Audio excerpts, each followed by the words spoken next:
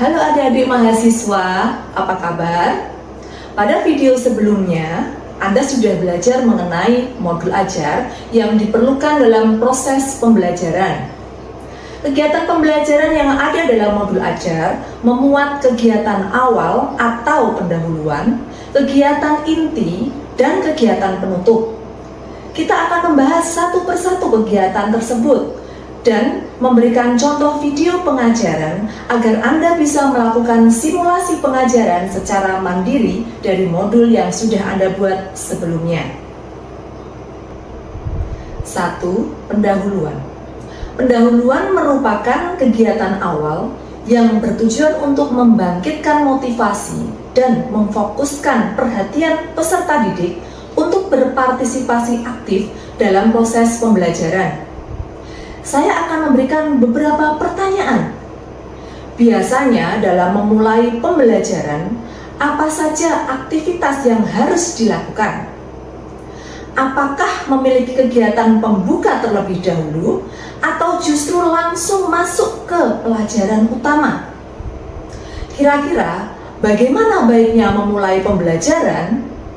Nah, kali ini kita akan membahas konsep apersepsi pada kegiatan pendahuluan dalam mengawali pembelajaran. Apakah apersepsi itu? Apersepsi adalah stimulus khusus pada awal belajar untuk meraih perhatian para siswa. Mengapa penting sekali untuk guru melakukan apersepsi sebelum mengajar materi inti? Yuk, silahkan Anda jawab pertanyaan tersebut dalam forum diskusi yang sudah disediakan. Jadi, kenapa kita perlu melakukan apersepsi? Karena otak manusia harus dipersiapkan terlebih dahulu untuk bisa menyerap pelajaran dengan efektif. Apakah Anda pernah mendengar tentang zona alfa? Ya, jadi zona alfa adalah kondisi di mana pikiran merasa rileks dan senang, sehingga otak berada dalam kondisi terbaik saat menerima pelajaran. Dan kegiatan apersepsi di awal pembelajaran sangatlah penting untuk membawa murid masuk ke zona alfa ini. Bila murid-murid sudah berada pada zona alfanya, maka akan lebih mudah bagi mereka untuk menyerap pelajaran inti. Oleh karena itu, guru harus dapat merancang berbagai kegiatan apersepsi yang efektif. Lalu, seperti apa kegiatan apersepsi yang bisa dilakukan? Ada beberapa contoh kegiatan yang bisa Anda lakukan untuk apersepsi. Yang pertama, Anda bisa melakukan kegiatan pembuka seperti ice breaking, menceritakan cerita lucu, atau melakukan senam otak. Yang kedua, Anda bisa membuat permainan singkat untuk mengulang materi dari pertemuan sebelumnya. Misalnya, dengan membuat cerdas cermat singkat dengan pertanyaan-pertanyaan dari materi sebelumnya. Yang ketiga, Anda bisa membuat suatu cerita atau aktivitas yang memberikan pengalaman nyata terkait dengan konsep yang diajarkan. Ada baiknya bila aktivitas yang dilakukan dapat memunculkan rasa penasaran pada siswa. Setelah itu, barulah guru menyampaikan materi inti pembelajaran. Terakhir, Anda dapat mengkombinasikan semua strategi tersebut. Yang penting disesuaikan dengan materi dan strategi pembelajaran yang tepat. Apa saja hal yang harus dipertimbangkan saat merancang kegiatan apersepsi? Yang pertama, menentukan strategi dan aktivitas pembelajaran inti terlebih dahulu. Karena kegiatan apersepsi seharusnya menyesuaikan kegiatan inti. Yang kedua, jangan sampai kegiatan apersepsi yang dilakukan memakan waktu lebih lama dari kegiatan inti. Ingat, kegiatan apersepsi adalah kegiatan pembuka untuk mempersiapkan kondisi siswa sebelum masuk ke pembelajaran inti. Yang ketiga, mendesain kegiatan apersepsi yang efektif Bisa juga dengan membuat folder kumpulan strategi apersepsi sebagai referensi. Dan jangan lupa untuk terus belajar agar bisa merancang kegiatan apersepsi yang efektif. Bagaimana? Sudah siap menerapkan apersepsi dalam pembelajaran? Nah, supaya lebih siap lagi, mari kita lihat video penerapan apersepsi sebagai berikut.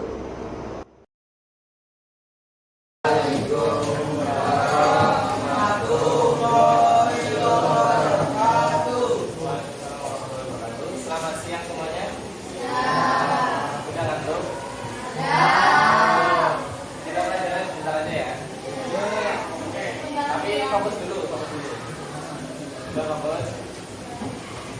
Ada yang masih belum siap? Oke, sebelumnya hari ini kita nggak berangkat. Soal menjadi akibatnya. Apa? Dulu apa? Udah lama banget.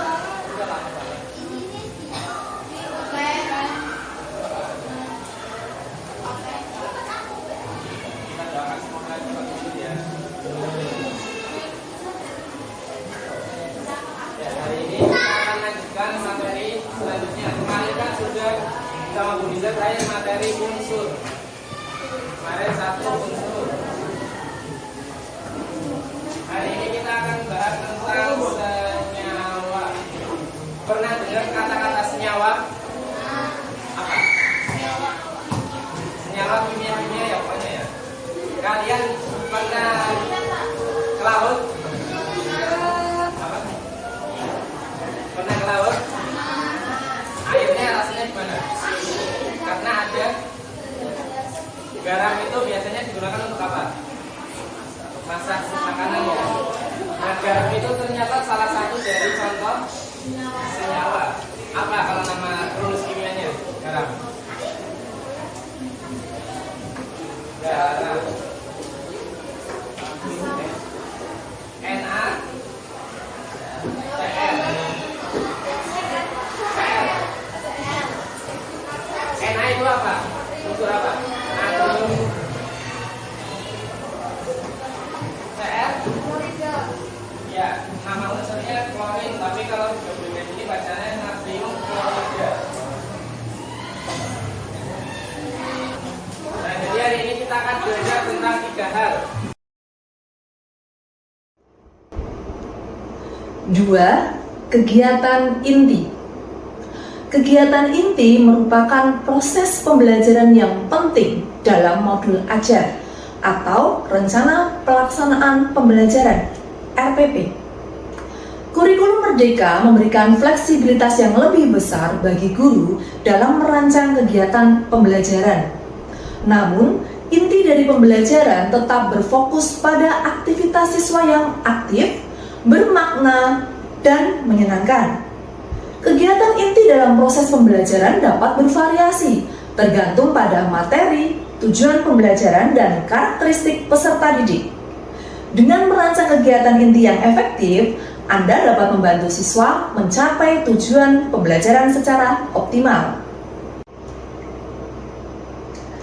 Berikut ini saya berikan tips bagaimana membuat kegiatan inti yang efektif, yaitu menggunakan berbagai metode pembelajaran dengan mengkombinasikan ceramah, diskusi, permainan, proyek, dan teknologi untuk menjaga minat siswa. Kemudian Anda juga bisa melibatkan siswa dalam perencanaan dengan mengajak siswa untuk memberikan masukan dalam perencanaan kegiatan pembelajaran. Anda juga bisa memberikan umpan balik yang konstruktif kepada siswa untuk membantu mereka memperbaiki diri. Dan jangan lupa gunakan asesmen yang beragam untuk mengukur pemahaman siswa seperti tes tertulis, proyek, presentasi, dan portofolio. Dengan menerapkan kegiatan inti yang bervariasi dan menarik, guru dapat menciptakan lingkungan belajar yang menyenangkan dan efektif, sehingga siswa dapat mencapai potensi terbaiknya. Untuk lebih memahami kegiatan inti dalam pembelajaran, silakan Anda simak video berikut ini.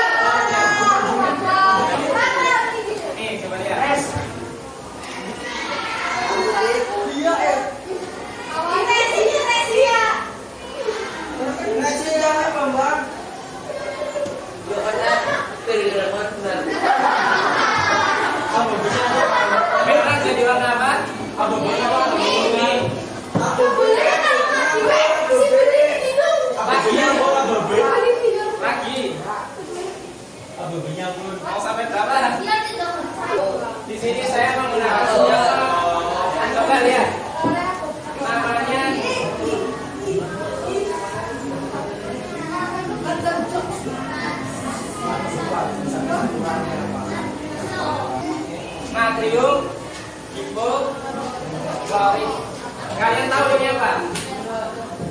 Di rumah yang punya Baiklin? Nah ini Baiklin. Ya, Baiklin itu pemutih. Makanya lagi warnanya di sini.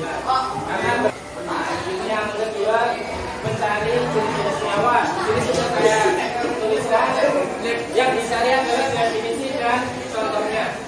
Terus yang ketiga sebutkan dua senyawa dan manfaatnya dalam kehidupan sehari-hari. Nah ini antara meja satu dengan yang lainnya tidak boleh sama.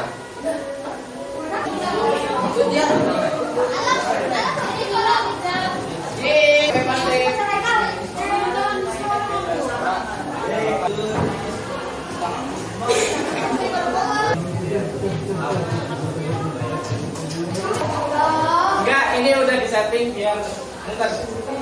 Mana siap? 1, 2, 3. Mana itu? Yang mana siapa? Ratna. Ya boleh Ratna. Berdua. Boleh. Perbedaan molekul unsur dan senyawa. Unsur tersusun atas atom-atom unsur yang sama. Contohnya gas klorin F2, belerang S8, gas klorin Cl2. Senyawa tersusun atas atom-atom dari unsur yang berbeda. Contohnya gas amonio, kemudian gas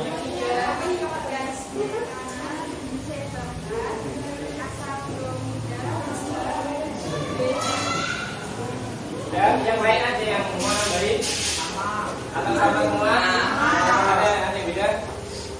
Beda ya. Oke, tepuk tangan dulu buat ini contoh senyawanya ada dua. Yang pertama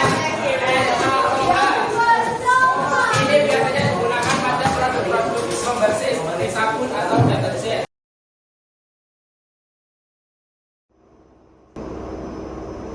Tiga, kegiatan penutup. Kegiatan penutup merupakan bagian penting dalam proses pembelajaran. Tujuannya untuk memberikan kesimpulan, evaluasi, dan refleksi terhadap materi yang telah dipelajari. Kegiatan penutup yang efektif dapat membantu siswa untuk menguasai materi dengan memastikan siswa memahami konsep-konsep penting yang telah dipelajari.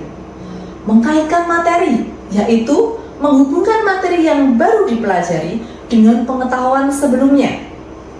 Menerapkan materi dengan memberikan kesempatan kepada siswa untuk menerapkan pengetahuan yang telah diperoleh dalam situasi yang berbeda. Dan siswa juga bisa merefleksi diri. Siswa bisa terbantu untuk melakukan refleksi proses belajar mereka dan mengidentifikasi area mana yang perlu ditingkatkan. Dengan melakukan kegiatan penutup yang efektif, guru dapat memastikan bahwa siswa memahami materi yang telah dipelajari dan siap untuk melanjutkan ke materi berikutnya. Untuk lebih jelasnya, silahkan Anda menyimak video kegiatan penutup dalam pembelajaran berikut ini.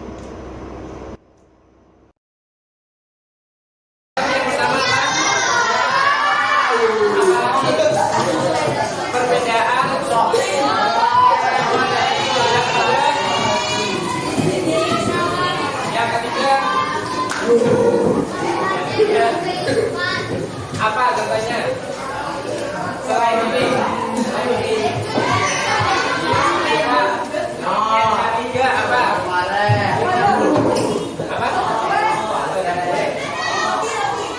Yang ketiga apa?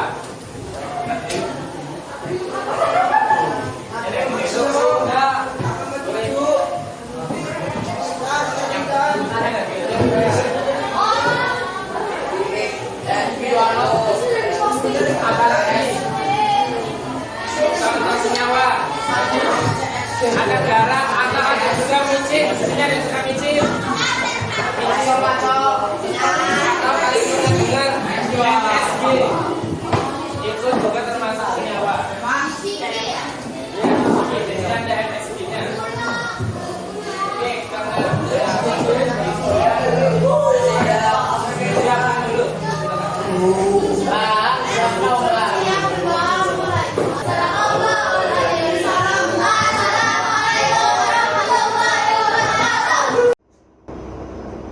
Demikianlah video pembelajaran kita hari ini. Semoga bermanfaat dan menambah wawasan Anda mengenai kegiatan pembelajaran dalam kurikulum Merdeka. Sampai jumpa di pertemuan selanjutnya.